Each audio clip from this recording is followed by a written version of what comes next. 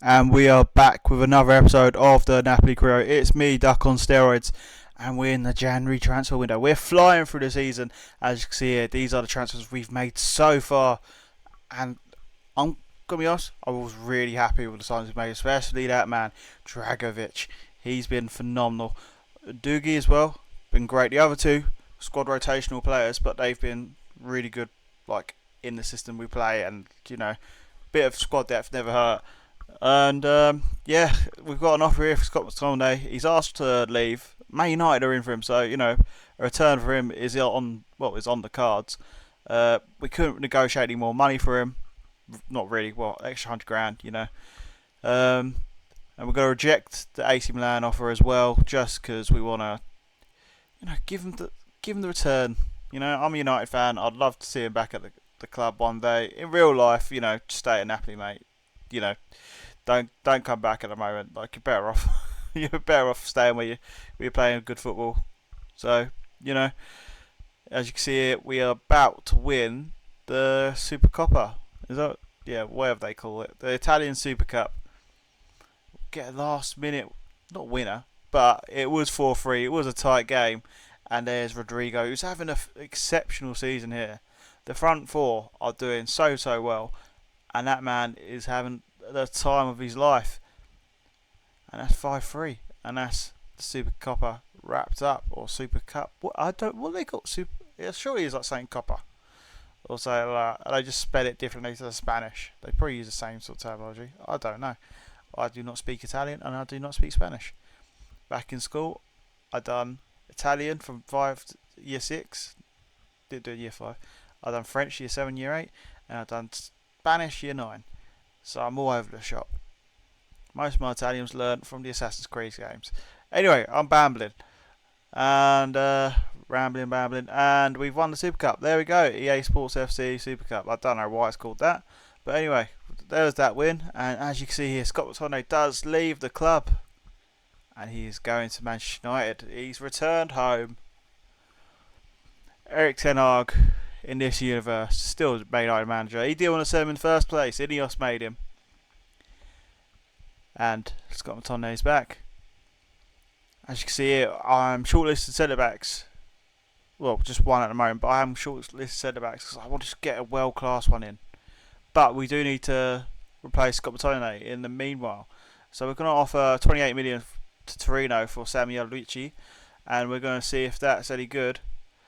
Because as a rotation player, it just works. It works in the system we're playing in. £28 million gets the deal done, and he's Italian as well, so it works on all parties. But we are going to get rid of an Italian, or attempt to anyway, because we want to fund a transfer for a world-class centre-back. And we're going to try and sell Riccardo Calafiori. In-game, bit shit, can't lie. Not great. Did not enjoy using him. And we want to... It's the last sort of transfer we could do, really, because we're trying to... we're the Champions League. So we're going to try and sell him £43.2 million. Liverpool are in. Brighton are also in for him. I believe Brighton couldn't match what Liverpool are offering, so we obviously rejected it. We're going to take the money where we can, and the money for the Calafiori deal is going to fund any sort of excessive potential fee that the centre back is going to be, because this world class centre back is going to cost a pretty penny, because the ones we're in for are all like 87 to 90 rated kind of caliber players. And talking about 87 to 90 rated caliber players, here is our new centre back, taken from a rival as well, taken from Juventus. Even though we've battered them all season long, and probably getting their centre back, like if you look at it in that way, it's probably not the best move. He's conceded 6 goals, but at the same time, maybe he's just a good player in a shit team. So we have brought in Bremer. I've not used him this game. I was contemplating getting Schotterbeck, but I always sign Schotterbeck this year. He's phenomenal. But I wanted to get Bremer. Never really used him. £95 million, and that's why we had to raise the funds for him. But we'll take it. He goes in alongside, it'll be Bastoni with the other Alessandro. I can never get his name right. He's going to go on the sort of rotation. But his last sort of 6 months, last home stretch of the season. So we needed to get that calibre of player. We've got the money, we might as well spend it. And as long as we spend it wisely and it's going to pay off in the future, then you can't really complain that much. We played Bayern Munich in one of, I think it's round of 16 Champions League, and we get off to a flyer again. Rodrigo. This is what I mean. Everyone last season was worried about Cavachillier. Cavachillier was fantastic. Season 1, everyone was worried about Lukaku because Lukaku was immense in Season 1. And this season, I feel like Rodrigo went under the radar a little bit, and he has picked up a bucket load of goals. I think at one point in the league, he was the top goal scorer. I want to say he finishes top goal scorer in the league in total. Well, for Napoli anyway. He's definitely our top goal scorer across the season. And he's like goals, assists. He's been fantastic. Actually, we're going to do my favourite sort of free kick, corner kick routine this season, and we get a goal from it. Udigi back post. Rodrigo of the assist. See, he's stat padding a bit here.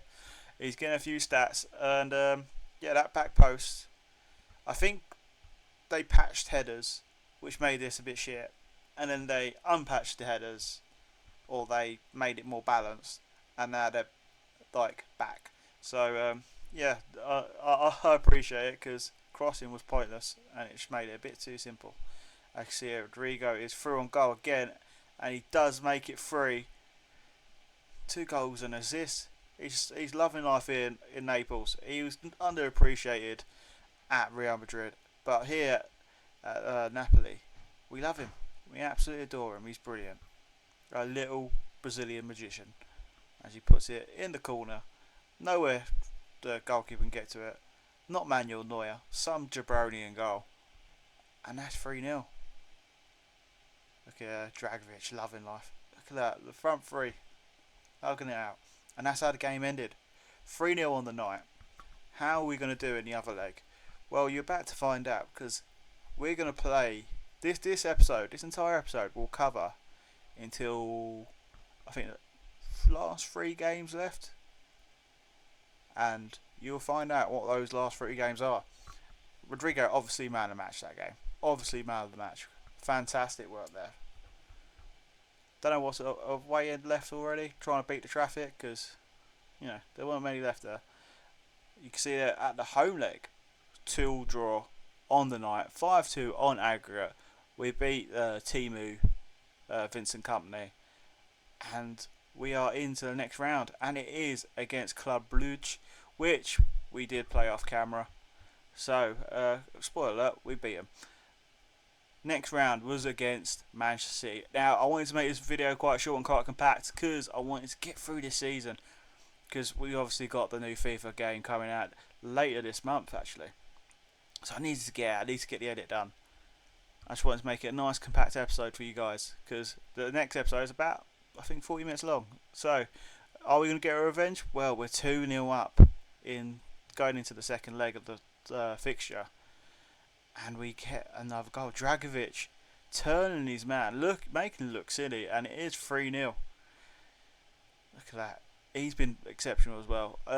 With the updates to the game and stuff like that, we did have to change his role because he was, when I was using him, when I picked up the save again, I was finding it difficult to use him. But then I changed him. I want to say that I changed it to advance forward on complete.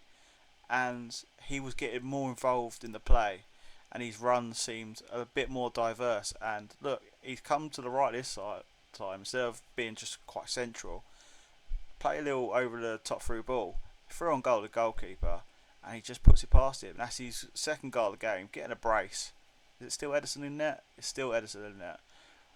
But yeah, we're absolutely dominating City. Yeah, making it look easy. Getting a revenge because last season, obviously, they knocked us out of the Champions League. And look, Dragovic again, making his defender look silly. He's overrun the defender. I absolutely overran it. Dragovic just turns around, creates some space for himself, and puts it past the goalkeeper. Ederson, not very good this game, not getting anywhere near the shots that Dragovic is putting away. So he's already dived to the ground. Dragovic pitched his spot out, and that is 3-0 on the night, and I think that's 5-0 on the aggregate scoreline. Can we make it even better though?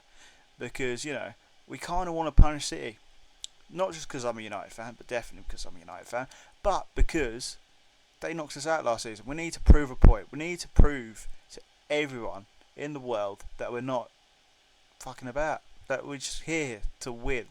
And as you see, Cavachillier making it for 6-0 on the night. Absolute demolition job at the Etihad.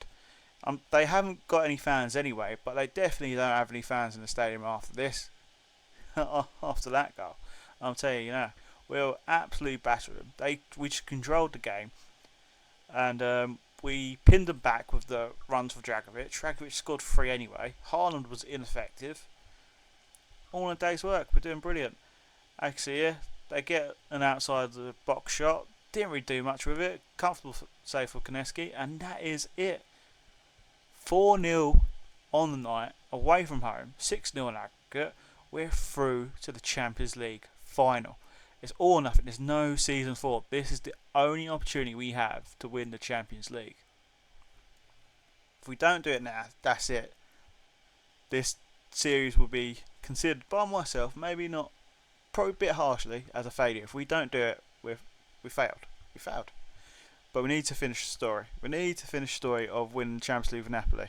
We've established them as top dogs in Italy. We've won 2 league trophies. We could make it a third. Who knows?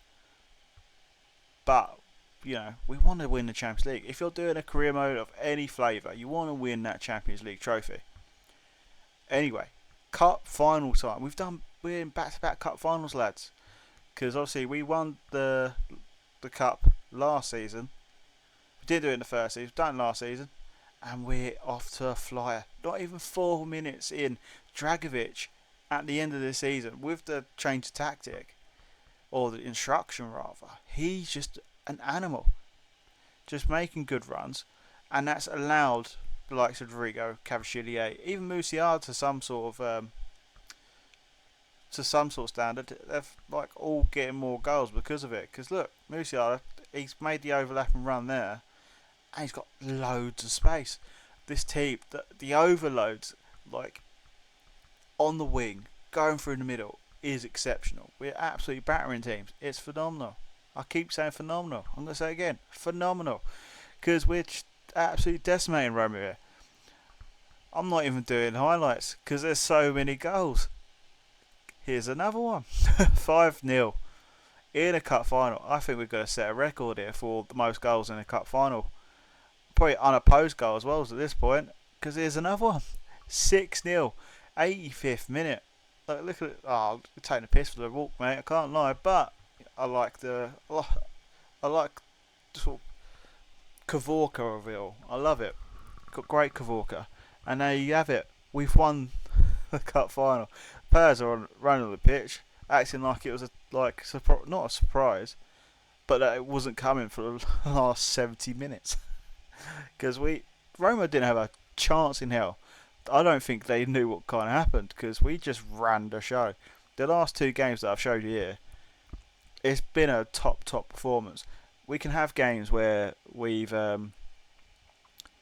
it's 5-3 or something like that. I did have another game against Inter at some point as well. I remember correctly. They didn't make the cut, but it was a tight affair. It might have been even the last episode. It might have been the last episode. I've just forgotten about it. But we were 2-0 down and we won 5-2. Just when we get going with getting goals and stuff like that, we're just unstoppable. Just can't handle us. Here's De Lorenzo, El Capitano, and he holds up the cup in front of probably just Napoli fans left in the stadium. Probably only Napoli fans left the same at half time, let alone full time. Even in the celebrations now, they're all appreciating the players here because they've been exceptional. They've been so good. This team feels complete. One of the best teams I've ever put together. It's only been over a 3 sort of season period as well, so I'm actually really happy how it's turned out. Another couple more seasons, we've seen a lot more regens and youngsters, but if you're just looking at how it is, it's beautiful, it's great. So let's get to what's happening in the next episode, before we cut away and leave you. So the next episode, obviously, it'll be the Champions League final, but the league is in jeopardy. So we got the chance to do a treble. We need to win some league games. We need to win the Champions League final, and we can have an unprecedented treble-winning season in the final season at Napoli.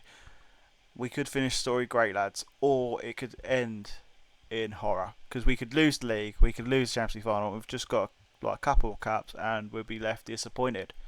Anyway, if you like the episode, please like and subscribe. Give us a little comment and all that. And yeah, see you next one. The next one won't take that long to edit because it's going to be mostly live streams. I've got to make a little snippet here and there. But anyway, thank you very much. Love you lots and peace.